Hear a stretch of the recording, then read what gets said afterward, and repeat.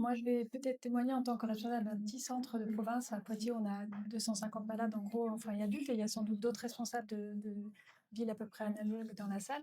Je rends hommage à toutes ces initiatives de la filière et du centre de référence parce qu'en gros, ça va beaucoup nous aider à légitimer nos initiatives auprès de nos collègues urgentistes et à tout niveau, préhospitaliers, hospitaliers, à rendre opposables des référentiels de prise en charge. Et donc, je pense qu'on va être beaucoup plus fort grâce à cette charte.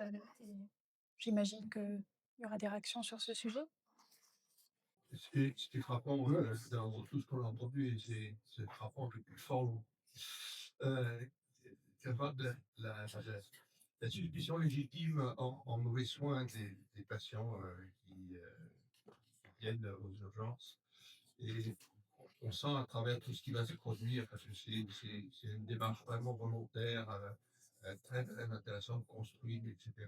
Donc, si ça marche, il va y avoir un besoin de rééducation du patient majeur. Non, je suis tout à fait d'accord, et c'est pour ça que c'est un des derniers grands rêves, parce que les centres de référence et de compétences ont un rôle majeur là-dedans, c'est l'information patient, hein, sur l'existence et le fonctionnement de ce réseau qu'on espère créer grâce à l'achat, et sur désormais peut-être le nouvel intérêt de repasser par le 15 pour être orienté vers des structures affiliées et des structures adaptées en fonction de la plainte à chaque fois. Donc voilà, effectivement, il faudra beaucoup communiquer avec les patients. C'est aussi un des temps, on l'a dit, chaque année, participer aux réunions avec des associations de patients, parce que je pense que c'est très important de se rencontrer, et ça change tout. Tout le monde l'a vu, au moins à l'échelle de Mondor, quand on a Cathy qui passe rencontrer les équipes, ça change fondamentalement un peu l'état d'esprit des soignants. C'est important de se rencontrer, de communiquer, et c'est vraiment un des objectifs de ce réseau, hein. Euh, je pense que il faut, enfin, c'est vraiment comment tu vois les choses par rapport à la société. Les patients, ils ne vont pas aux urgences près de chez eux parce que les urgences ne sont pas formées et où ils ont eu des mauvaises expériences. Donc en fait, il faudrait mettre probablement une énergie folle à former les urgences et ça peut passer que par les centres de compétences de ces hôpitaux-là auxquels ils vont être liés. Comment il faut imaginer une chose via des sociétés savantes des urgences ou par les urgentistes? Est-ce que tu penses qu'il peut y avoir des actions là-dessus?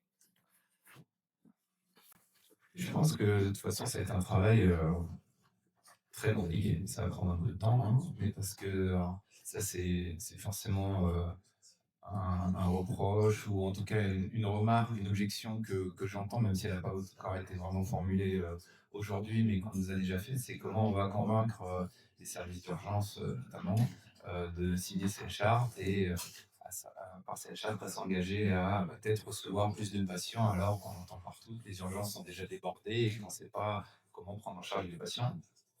C'est pour ça qu'on essaie d'insister sur le fait que pour les services d'urgence et pour toutes les structures signataires, c'est pas seulement se dire on va recevoir plus de patients, c'est d'intégrer un réseau et d'être accompagné.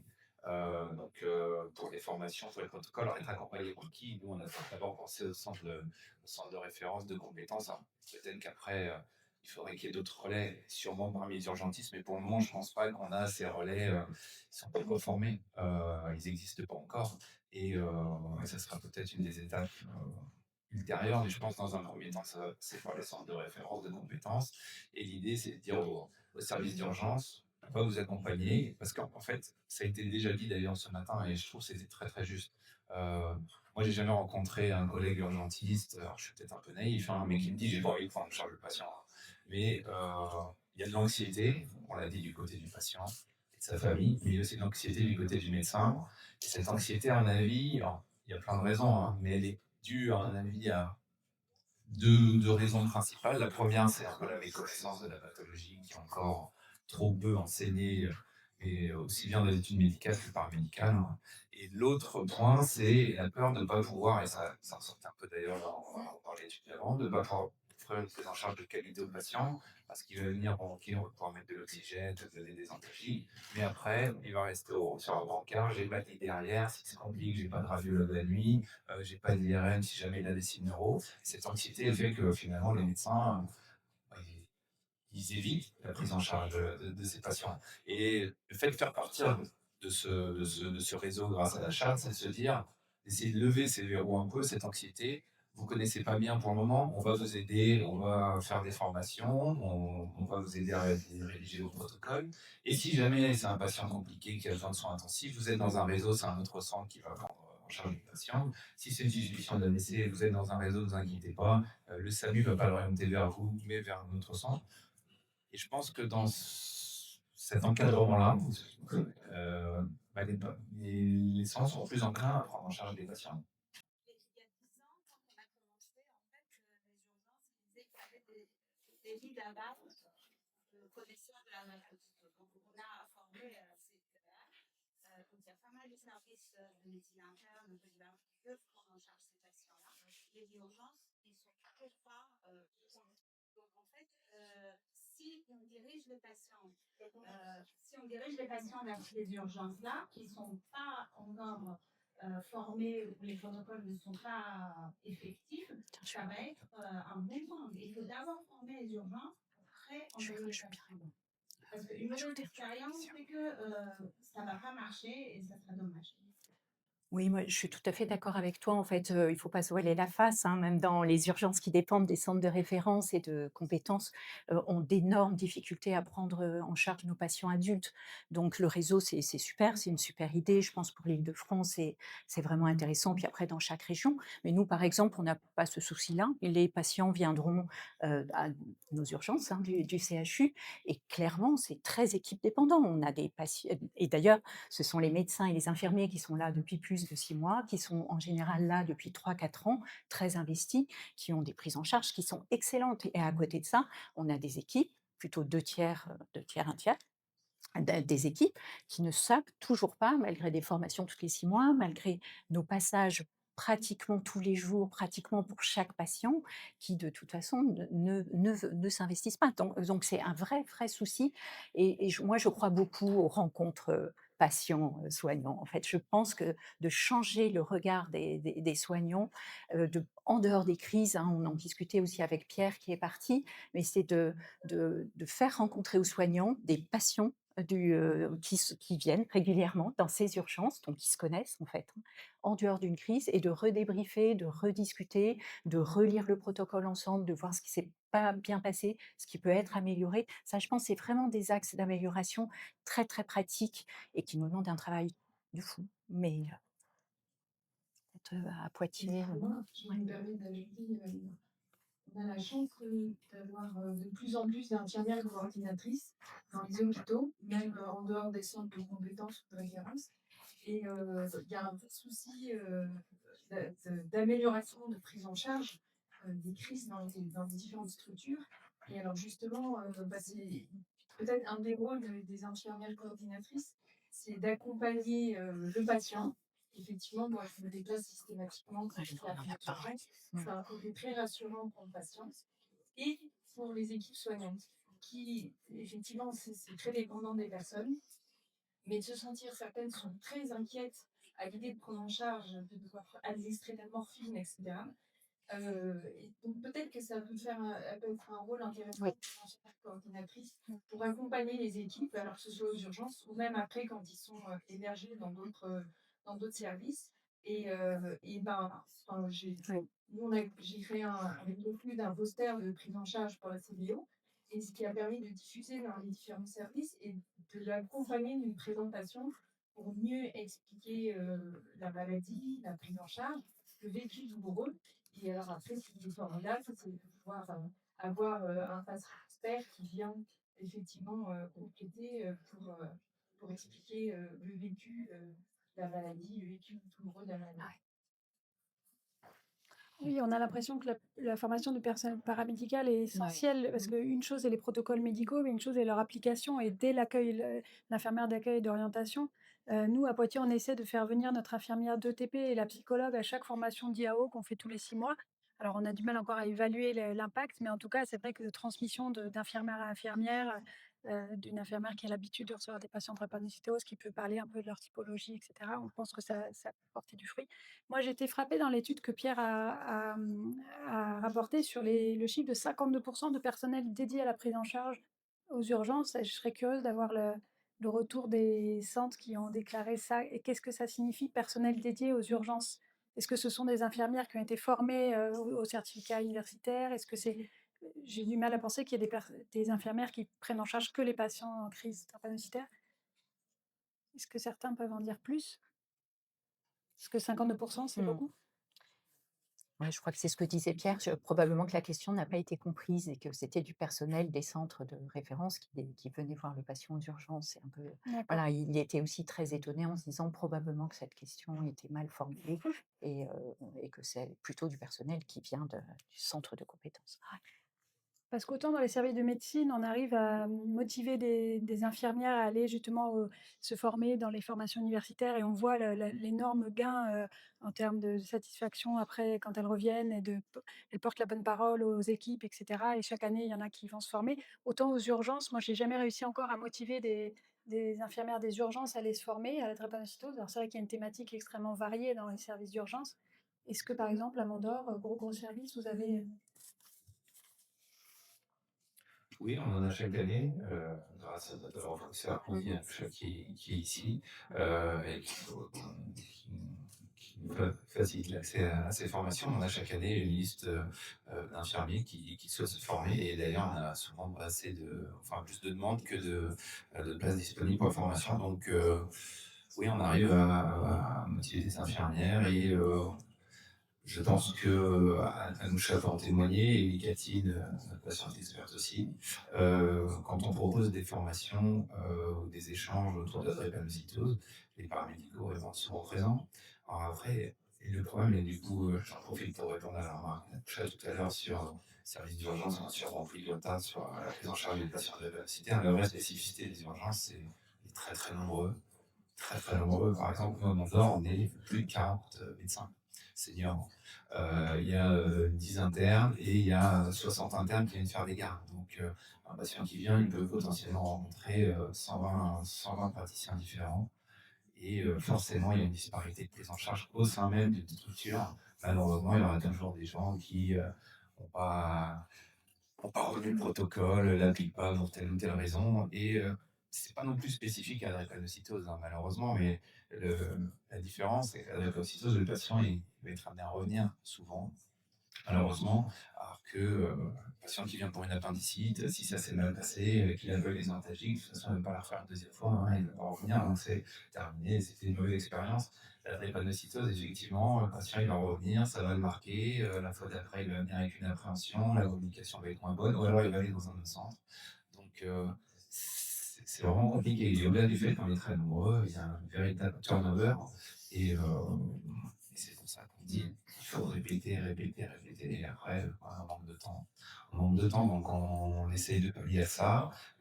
C'est très centre dépendant, hein, mais voilà. C'est pour ça que dans la charte, on l'a mis, on essaye tous les 6 mois, aux urgences, il faut tous les 6 mois répéter. Et puis, voilà, c'est pareil pour le personnel paramédical, parce que même s'ils sont très volontaires, quand on fait une réunion, quand on est 12 ou 15, on est très content, parce que c'est des gens qui viennent sur leur temps libre. Mais c'est 15 parmi, on a 100 personnels paramédical aux urgences, donc ça reste une faible proportion. Et puis les équipes de jour, de nuit, les grandes équipes, ça n'en finit plus. Donc c'est difficile de faire passer le message à tout le monde. Je pense que c'est là la particularité par rapport au service d'aval, hein, notamment. Donc, on ne désespère pas.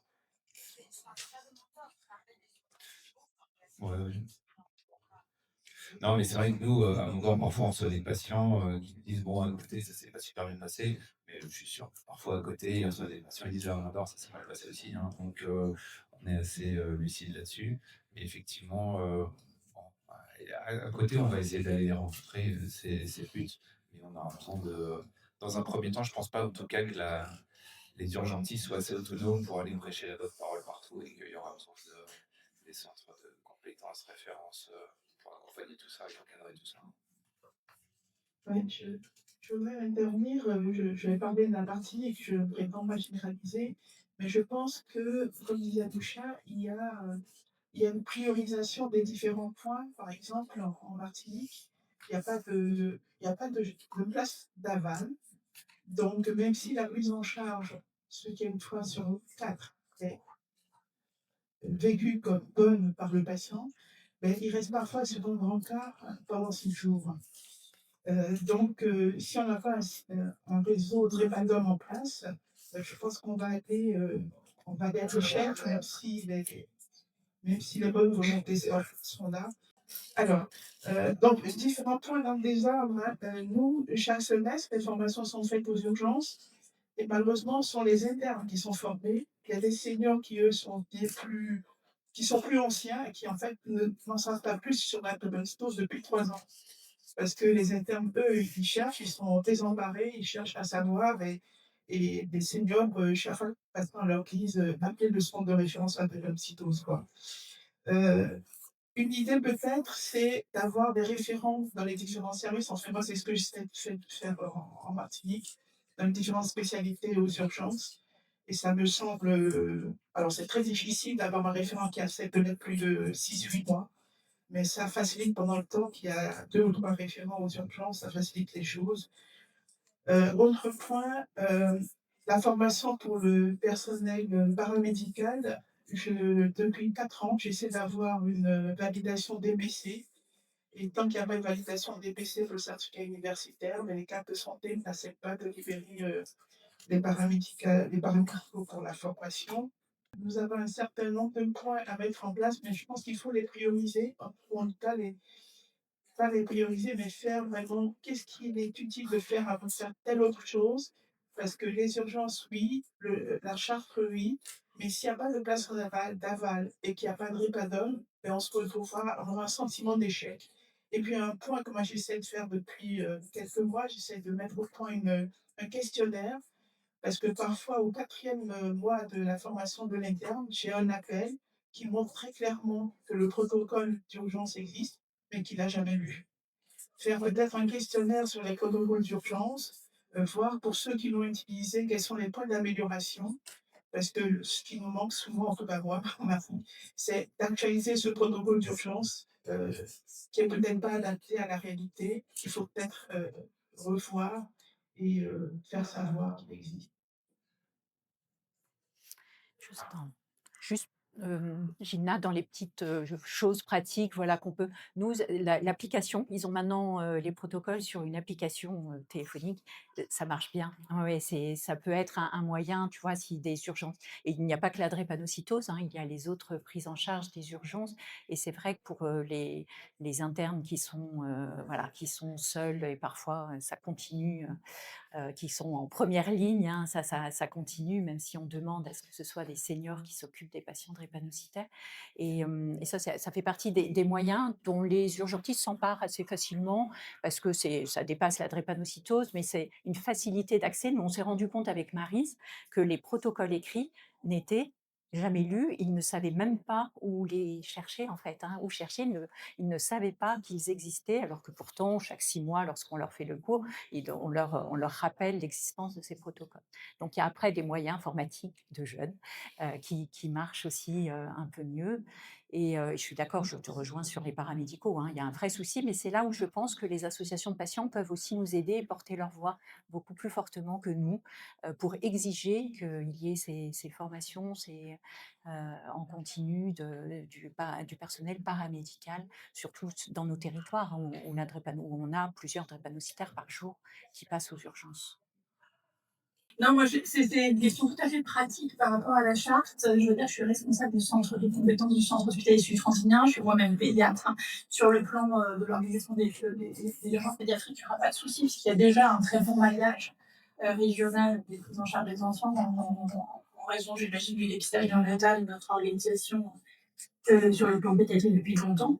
Concernant les adultes, moi je suis assez inquiète parce que, et surtout j'anticipe la crainte de mon équipe des urgences.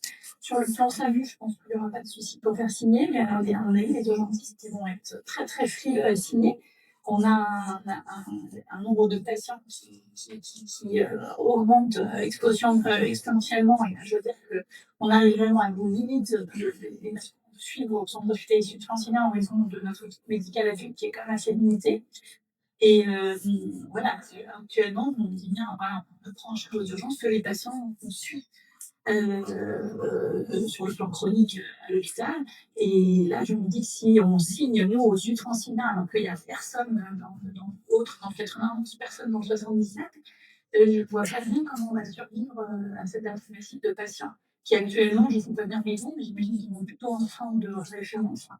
Voilà, je voulais juste anticiper les questions Très bien. et On va laisser répondre Pablo. être inquiète de ce Or, Pablo, j'ai bien entendu jeudi dernier qui disait que de toute façon, il n'y aurait pas trop de choix. C'est un peu obligatoire de signer, comme on est tout seul dans le sud de l'île de France, on n'aura pas le choix. Mais voilà, qu'est-ce que tu peux répondre à mon équipe d'urgence adulte qui, à mon avis, va être très inquiet sur cette Alors, merci Cécile pour cette question. Alors, j'ai dit à la réunion que ça serait obligatoire d'un point de vue, je dirais, engagement éthique quand il n'y a pas d'alternative. Là, par exemple, dans le cas concret du CHSF, que du coup je connais, vous êtes effectivement dans un territoire qui est très grand et pour lequel l'alternative la plus proche, finalement, elle est pas juste à côté. Le maillage territorial est de plus en plus, c'est-à-dire sur le suivi des patients. On a tendance à essayer de créer des parcours de soins qui puissent aider chaque centre, soit pour des patients compliqués ou des complications importantes pour lesquelles des développements sont nécessaires. On peut prendre par exemple l'exemple de l'hypertension artérielle précapillaire, l'exemple des atteintes cardiaques cérébrales, le DHTR, etc., où là, justement, il faut réellement avoir des centres de recours qui permettent d'aider tous les centres, mais pour que ça puisse être réalisé, ça veut dire forcément qu'il y a des problèmes, ou en tout cas des patients peut-être moins compliqués, qui vont en fait être gérés de plus en plus au plus près de leur domicile, et c'est ce que vous faites de manière exponentielle au CHSF, parce que vous êtes sur une zone où il y a effectivement énormément de patients. Donc là, le rôle de la coordination, en fait, ça va être aussi de vous accompagner, c'est-à-dire de voir, c'est ce que je mettais dans le chat, c'est qu'il va y avoir la signature de la charte, c'est un principe de mieux faire. Et si vous la regardez, en fait, c'est que des éléments de bon sens, c'est-à-dire il est difficile de dire, bon, non, je ne la signe pas, parce que ça voudrait dire que je veux faire de la formation. Ça veut dire qu'en fait, je m'engage à soulager les patients, qui arrivent aux urgences rapidement. Ça veut dire que je m'engage à faire de la titration de morphine. Je vois décemment pas qui peut dire: «Je ne signe pas une intention de principe de mieux faire qui est, telle qu'elle est écrite actuellement dans la charte», qui peut être modifiée évidemment. Et à la question, il y a une crainte légitime, qui est éventuellement, certains centres qui aient des modulations ou des changements. Moi, je dirais que la crainte majeure, c'est par exemple celle qu'on a eue à Mont-d'Or, et Christian vient de dire les chiffres qui sont juste hallucinants. On est à 1900 passages annuels à Mont-d'Or. À 1900 passages annuels à Mont-d'Or, très clairement, on ne peut pas faire du qualitatif. C'est-à-dire que si on n'a pas un travail d'ensemble et de collectif pour essayer de voir comment tous ensemble on peut améliorer point par point, et je rejoins Anoucha sur le fait qu'il faut travailler avant tout sur la formation, mais on ne peut pas faire de la formation à l'échelle nationale de manière saupoudrée, il faut la cibler, et chaque centre doit voir quel est en fait son maillon faible. Et on travaillera tous ensemble sur justement ces maillons faibles, et derrière, éventuellement, sur des remontées. Et les remontées, ça peut passer par les ARS. C'est-à-dire que le CHSF, qui est dans un énorme territoire avec une très grosse population, la question se pose directement de savoir est-ce que l'adéquation des moyens est bonne par rapport aux tâches que vous avez à accomplir.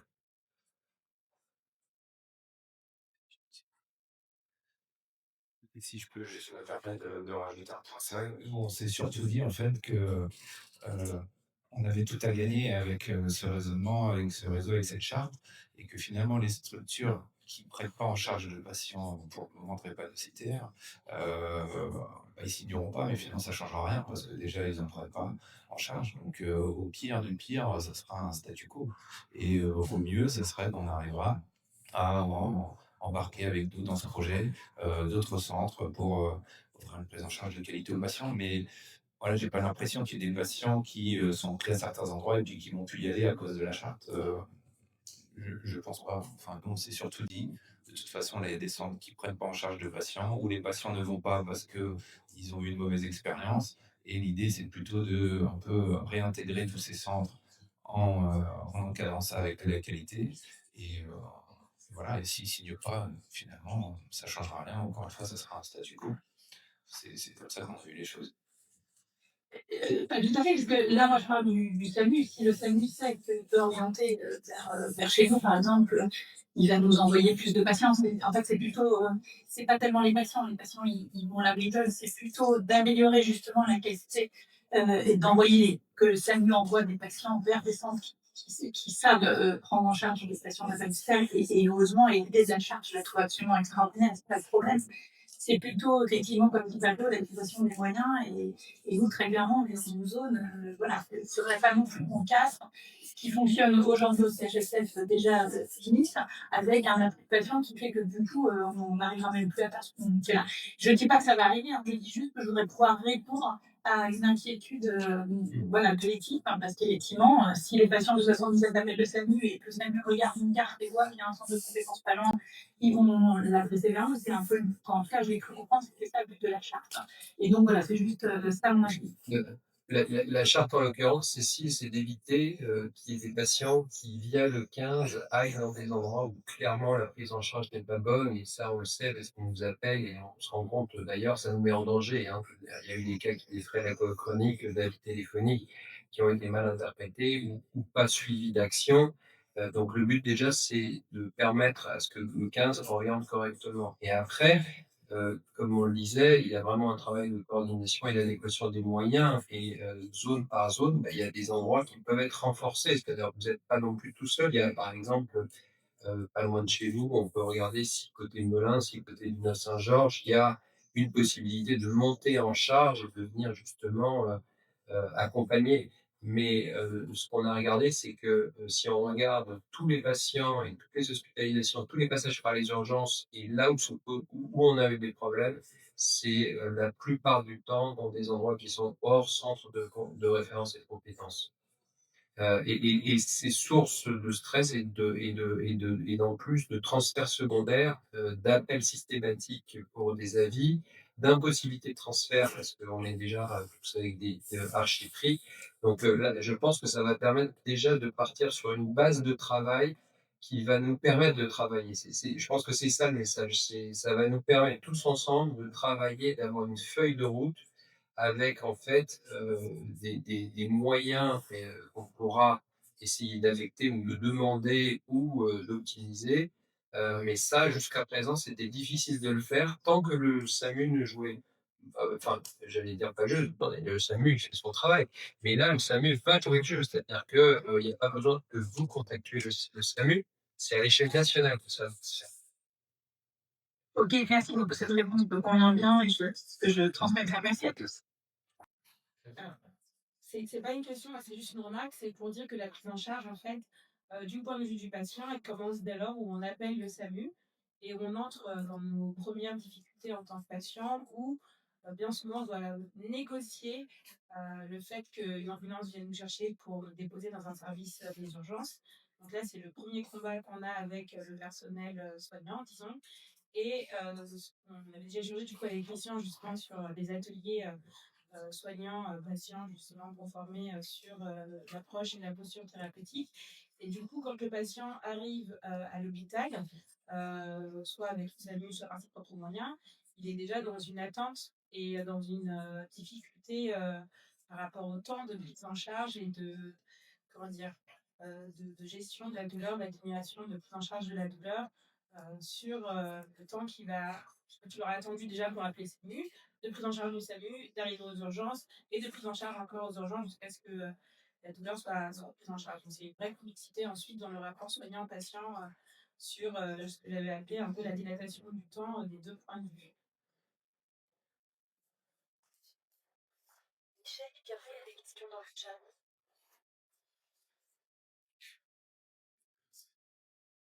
Oui, donc moi, ça serait juste un constat pour le Steph. Donc, ça va faire 3 ans pour répondre les parties, on forme des infirmières à la drépanocytose et à l'ETB, qui sont différentes maladies chroniques à la thyroïde, par exemple. Ça fait 3 ans qu'on fait des déplacements et ils savent ce que c'est la drépano, ils savent ce que c'est l'ETB. Donc ça, c'est aussi une piste d'associer effectivement des associations, des patients externes, pour qu'ils se déplacent dans les IPSI, parce qu'il y a des partenariats à faire avec elles pour pouvoir former les personnes, parce qu'ils sont demandeurs. C'est vrai que ça fait 3 ans, mais ça marche très très bien. On avait, on a fait ça. Ensuite, un autre constat, moi je suis en Seine-et-Marne, moi je suis entre les deux. Il y a Melun, et dans le sud, c'est à plus d'une heure et demie de chez moi. Il y a le nord, c'est Mont ou c'est Jausigny. Malheureusement, donc, on parlait des associations de malades à côté. Jausigny a mauvaise réputation, mais il y a eu beaucoup d'histoires. Donc, effectivement, ils sont orientés vers Orient. Ça, c'est un constat aussi. Donc, comment vous allez obliger, enfin, j'ai mal entendu ce que vous avez dit, mais comment les CH vont signer cette charte et combien de temps vous leur donnez et comment on va avoir un retour pour savoir que maintenant, ça y est, l'hôpital est formé à accepter et va faire ce qu'il faut. Vous avez compris que ce soit dans le thème. Par exemple, je dis, il n'y a pas de centre de compétences. Donc, on a été les former. Hein. On a été sur place, aux urgences, en médecine interne. Donc, le chef du service de médecine interne suit aux patients interne.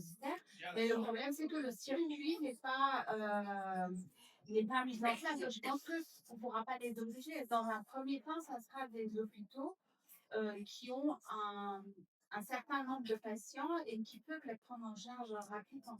Je pense que dans un premier temps, c'est les réseaux connus ou qui sont volontaires. Et puis après, si ça marche, on fera ces outils-là. Oui, pas vous et puis là, mais effectivement, bien sûr, il va y avoir des étapes, ça va pas se faire d'un seul coup. Mais à terme, je pense que l'idée, c'est quand même de rattacher tous ces centres, de les ramener sur le projet avec un encadrement régulier, des réévaluations régulières.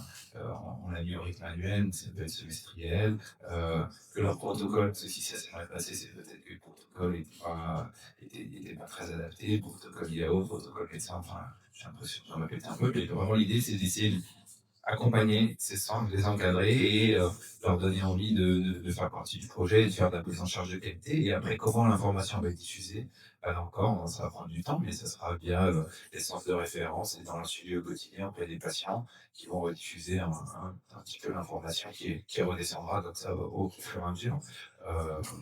Voilà, c'est pas, ça va pas être en un claquement de doigts, ça va prendre du temps, sûrement. Ouais, les résultats, on en est bien conscient, vont peut-être pas être immédiats ou être faciles à obtenir. Mais enfin, je pense que c'est un projet qui vaut la peine et on va essayer d'être optimiste et ambitieux et se dire que ça va porter ses fruits pour les patients. Les postes partagés des ARS, c'est une piste, par exemple, dans les centres de compétences et d'autres hôpitaux qui ne sont pas des centres de compétences ou références, mais qui ont un territoire où il y a beaucoup de patients. Ça serait, par exemple, une piste à évaluer et mettre des collaborations entre hôpitaux en place, que ce soit en pédiatrie ou en c'est des postes qui sont financés par l'ARS en fait. Les hôpitaux, donc ils ont tout intérêt à les développer. Juste une question pour les adultes. Vous établissez des protocoles individualisés de prise en charge de la douleur pour certains de vos patients, pour qui, par exemple, ça s'est très mal passé les précédentes fois, et est-ce qu'ils sont acceptés aux urgences? Est-ce que vous avez les uns, les unes, les autres, un retour sur ces protocoles individualisés au nom du patient, sur une prise en charge optimale et rapide de protocole? Parce que ça, je crois que dans les petites choses pratiques, hein, ça peut marcher. Après, il faut qu'il soit accepté. Mais après, c'est une évaluation à faire. Est-ce que, voilà, certains. Anne Corbasson n'est plus là. Est-ce que je. Ah, elle a bien de la chance, elle a raison. Mais je sais qu'à l'AGP, ils le font, hein, ils le font, pour certains patients avec qui ça s'est qui ont des très, très mauvaises expériences ou qui nécessitent des doses énormes de morphine, de kétamine rapidement et ils le font et c'est intéressant. Elle peut vous le distribuer. C'est aussi une des pistes très concrètes, en attendant que tout le monde soit formé. Si on a mis en place, par exemple, une passion des protocoles personnalisés de soins, ça doit faire 2 ans, 2 ans et demi, je pense. Voilà, pour le moment, ça reste assez confidentiel à l'échelle du nombre de patients qui suivent sur le site. Je pense qu'on va être entre 25 et 30, comme ça, de tête, patients qui ont des protocoles personnalisés.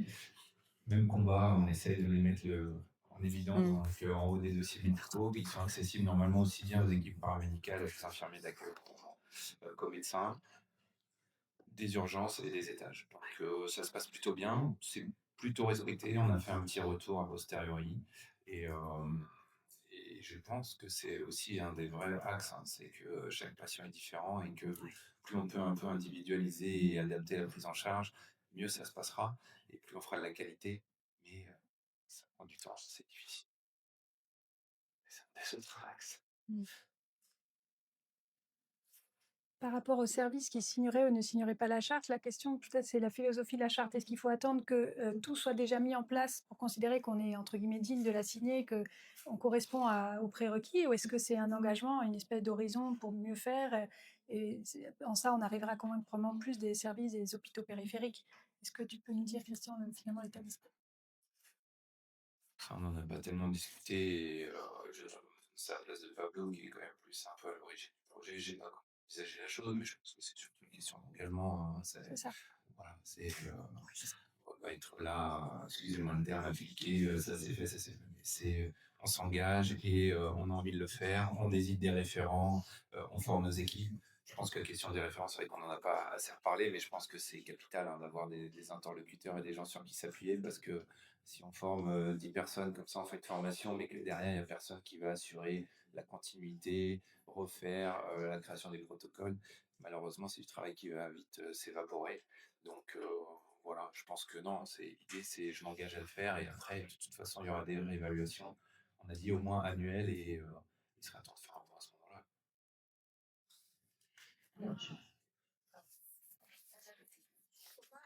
fait, ce qu'il ne faut pas oublier, c'est que la plupart des urgences sont quand même sectorisées. Donc, à un moment donné, on va arriver à cette sectorisation des patients qui doivent arriver près de chez eux dans les urgences. Et il vaut mieux que ce soit l'hôpital le plus proche qui puisse les prendre en charge et qui ne soit pas loin. Donc, on peut pas, le SAMU ne va jamais ramener quelqu'un de l'autre côté de Paris parce que c'est l'hôpital de suivi. Soit le patient se rend par ses propres moyens, sinon en général le SAMU les Bah, l'idée, là, c'est de faire une sectorisation, mais un petit peu adaptée à la population de patients drépanocytaires pour sectoriser, mais en fonction de centres signataires pour rassurer les patients et leur garantir que vous allez arriver dans un centre qui voilà, s'est engagé à assurer cette prise en charge de qualité. J'ai l'impression que le mot qualité. C'est le maître. On tend vers ça. Et une question pour la formation des personnels du SAMU. On sait qu'il y a au SAMU, c'est parfois des urgentistes qui travaillent aux urgences, qui tournent, etc. Et puis il y a aussi, je crois, pas mal de médecins généralistes, de gens qui viennent, qui font des vacations pour la régulation. Comment est-ce qu'on peut toucher facilement cette deuxième tranche de médecins qui participent? Est-ce qu'il y a des formations sur plein de thèmes? Alors, je suis pas le mieux placé pour parler parce que je fais pas du tout de service mur, mais effectivement, moi, c'est des services à part entière. Ils ont des staffs, des programmes de formation, comme les services d'urgence ou les services d'aval, et toutes les personnes qui participent à leur roulement et qui prennent des vacations des gardes là-bas participent normalement à ces formations. Donc, pas particulièrement d'inquiétude là-dessus, hein. Ça fonctionnera un peu pareil. Puis l'inconvénient de ces services où il y a énormément de médecins et qui ont souvent une activité un peu en plus multiple entre la ville, l'hôpital, parfois le privé et le public, bon, bah, c'est que c'est difficile de toucher tout le monde parce qu'il y a beaucoup de monde. L'avantage, c'est qu'une fois qu'on a touché tout le monde, le message il peut un peu se répandre assez rapidement parce que c'est des gens qui ont travaillé dans plusieurs endroits et qui vont aussi pouvoir, on l'espère, diffuser les bons messages. J'en profite une dernière fois. Il faut qu'on ouvre une section urgence dans GR Learn. En fait, je pense qu'il faut vraiment mettre des protocoles, établir des petites, voilà, des cours enregistrés de prise en charge aux urgences. Oui, au SAMU et aux urgences dans GR Learn, dans le e-learning.